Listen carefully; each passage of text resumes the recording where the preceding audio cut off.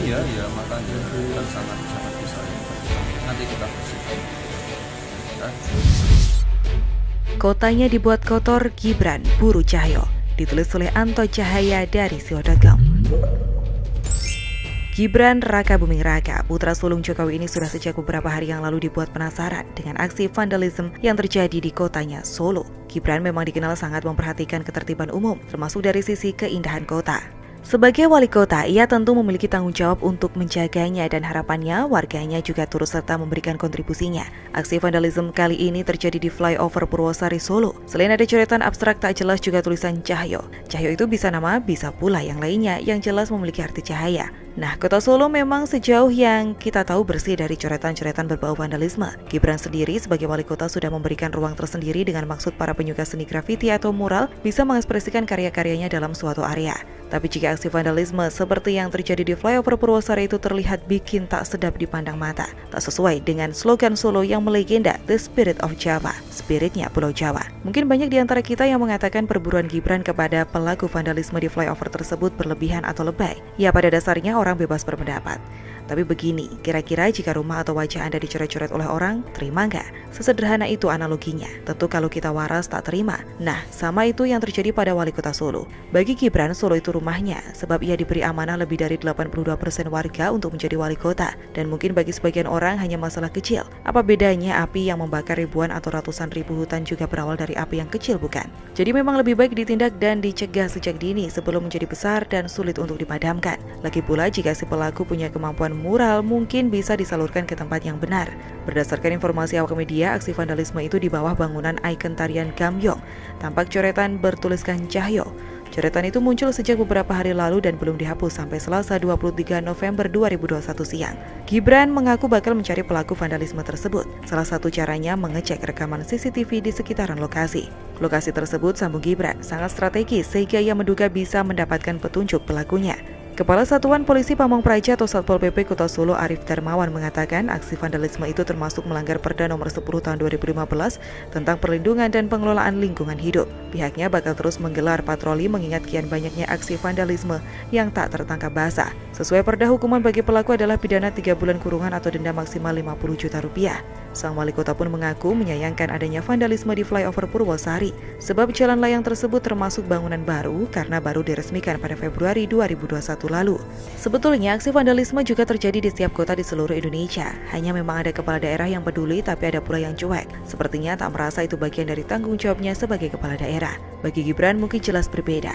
Bayang-bayang nama besar bapaknya bisa jadi menjadi beban tapi sekaligus tantangan untuk berbuat dan membuktikan lebih baik lagi. Gibran jelas akan menjaga wilayahnya dengan sangat serius. Dan jika kita perhatikan gebrakan-gebrakan Gibran sejauh ini cukup masif di sektor UMKM. Ia sadar Solo memiliki potensi besar dari sektor ini. Dan yang tak kalah menarik adalah di sektor sepak bola kini Persis Solo sampai saat ini mencapai format terbaiknya. Terbukti klasemen sementara puncaki Liga 2 di grup C, bahkan lolos ke babak 8 besar. Melalui sisi ini Gibran sedang memperlihatkan gambaran secara umum progres kemajuannya kepada publik dari sektor lainnya di kota Solo yang luput dari pemberitaan. Caranya luar biasa cerdas. Salut Mas Wali. Kapan ngopi? Tahu lebih menarik? Yuk simak video selanjutnya. Perusahaan uang kita sendiri aja tidak digunakan kok ngejar-ngejar orang lain untuk uangnya masuk. Logikanya tidak akan. Presiden Jokowi marah lagi, ditulis oleh Adin dari sio.com. Menjadi orang yang pemarah adalah hal yang tidak baik, karena tidak baik untuk kesehatan diri sendiri, juga membuat orang lain tidak nyaman. Lebih baik jadi orang penyabar, tidak mudah marah sehingga disenangi banyak orang. Tetapi ternyata marah sangat boleh jika pada tempatnya. Marah jika pada waktu dan tempat yang baik adalah sesuatu yang baik, bahkan sangat diperlukan. Seperti yang dilakukan Presiden Jokowi belakangan ini. Presiden marah ketika berbicara di depan bos-bos direktur dari perusahaan milik negara seperti PLN dan Pertamina. Terus saya ini orang lapangan ya, saya kadang-kadang pengen marah untuk sesuatu yang saya tahu tapi kok sulit banget dilakukan, sesuatu yang gampang tapi kok sulit dilakukan, kok nggak jalan-jalan. Jokowi merasa karena kedua perusahaan tersebut dinilai bandel, Presiden Jokowi pun menegur keras PT Pertamina dan PT PLN. Hal itu terjadi saat komisaris dan direksi kedua perusahaan itu dipanggil 16 November 2021 lalu. Dalam kesempatan itu Jokowi kesal karena ruwetnya berinvestasi di Pertamina dan PLN. Padahal banyak yang ingin dan sudah mengantri berinvestasi kedua BUMN tersebut. Jika terdapat kendala, Jokowi mempersilahkan untuk disampaikan kepada dirinya. Namun sedapat mungkin disampaikan terlebih dahulu kepada menteri yang bersangkutan. Jika masih buntu, baru disampaikan kepadanya. Bahkan jika kendala tersebut sangat besar, apalagi mengandung unsur politis, Presiden Jokowi mengatakan dirinya siap menerima keluhan 24 jam tiap hari. Saya berharap apa yang saya ungkapkan tadi bisa ditindaklanjuti di lapangan, bisa diimplementasikan. Kalau tidak, silahkan sampaikan pada saya, ke Pak Menteri dulu. Kalau ada persoalan yang memang mentok besar dan ada politisnya, silahkan saya buka pintu saya, jam berapapun. Sepertinya Presiden mengetahui jika ada unsur politis yang menghalangi segala upaya demi kemajuan perusahaan dan negara. Tak lama setelah Presiden Jokowi marah ke pimpinan PLN dan Pertamina, Jokowi kembali merasa kesal. Presiden kembali menyampaikan kekecewaannya di depan para gubernur, bupati atau wali kota se-Indonesia. Hal itu dikarenakan anggaran lebih pilih ditimbun di bank ketimbang dibelanjakan. Masih ada tadi pagi, saya cek ke Menteri Keuangan, masih ada berapa uang yang ada di bank, ini sudah akhir November, tinggal sebulan lagi, tidak turun justru naik. Jokowi mengungkapkan dana Pemprov terbaru yang mengendap di bank senilai 226 triliun rupiah. Jumlah itu bukannya berkurang, justru terus meningkat dari bulan-bulan sebelumnya. Investasi merupakan jangkar pemulihan ekonomi. Sebelum sampai ke situ, seharusnya uang yang ada dihabiskan terlebih dahulu. Saya peringatkan di Oktober, seingat saya 170. Ini justru naik menjadi 226 triliun. Ini perlu saya ingatkan.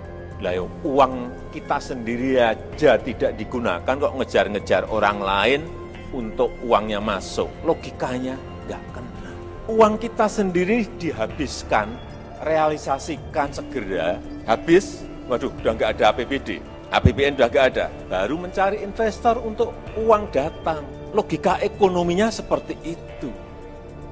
Ternyata banyak yang keterlaluan para pemimpin daerah ini. Mereka seolah mengharapkan pendapatan lebih dari sekedar gajinya. Karena uang yang mereka simpan di bank apalagi dengan jumlah sangat banyak, bunganya pun tentu akan banyak. Nah, uang bunga ini bisa menjadi milik para pemimpin daerah. Ternyata menghabiskan uang untuk kepentingan orang banyak itu susah. Padahal jika menghabiskan uang untuk kepentingan pribadi sangat mudah. Nonton F1 di luar negeri, beli sepatu super mahal, beli mobil mewah, beli tas super mahal dan lain sebagainya. Tetapi ketika harus menghabiskan uang untuk pembangunan, untuk kesejahteraan rakyat seolah pikiran mereka jadi buntu. Kita sebagai masyarakat tentu sangat berharap pemerintah daerah tidak hanya menimbun uang, tapi segera realisasikan agar sampai manfaatnya ke masyarakat. Pembangunan infrastruktur jalan pun di era Jokowi ini begitu masif dan merata di seluruh daerah. Jalan tol di Pulau Sumatera, Kalimantan, Jawa, bahkan sampai ke Papua. Loh, kok uangnya ada? Padahal biaya untuk mendanai itu semua pasti sangat besar. Jangan-jangan dari zaman presiden dahulu pun ada. Lalu kenapa baru zaman Presiden Jokowi dipakai? Jika dilakukan dari dulu, Indonesia pasti akan maju lebih cepat. Toh membangun atau tidak tetap saja Indonesia mempunyai uang luar negeri yang besarnya relatif sama. Lebih baik hutang tersebut digunakan untuk kemajuan bangsa agar bisa menghasilkan manfaat yang lebih dan mampu membayar hutang dengan cepat, minimal sesuai jadwal angsuran. Sekarang saja di berbagai daerah infrastruktur jalan sudah sangat bagus bahkan sampai ke pelosok. Dan ternyata stok dana di pemerintahan daerah masih ada ratusan triliun. Jika ini bisa dipakai semua, maka pembangunan Indonesia akan semakin masif dan mentereng. Sarana yang sangat bermanfaat bagi masyarakat adalah infrastruktur jalan, dan ini sudah sangat terasa manfaatnya. Selain itu, pemerintahan daerah bisa juga berusaha untuk membuat perusahaan yang bisa menyerap tenaga kerja sebanyak-banyaknya, seperti membuat objek wisata dan membina home industry. Jika berjalan lancar, insya Allah kesejahteraan masyarakat akan semakin baik. Untuk mencegah agar pemerintahan daerah tidak mengendapkan dana, mungkin pemerintah pusat perlu menerbitkan kepres yang melarang memberikan bunga kepada simpanan uang pemerintahan daerah. Jadi, para pemimpin daerah akan berpikir ulang jika akan mengendapkan uangnya, karena percuma tidak ada bunganya.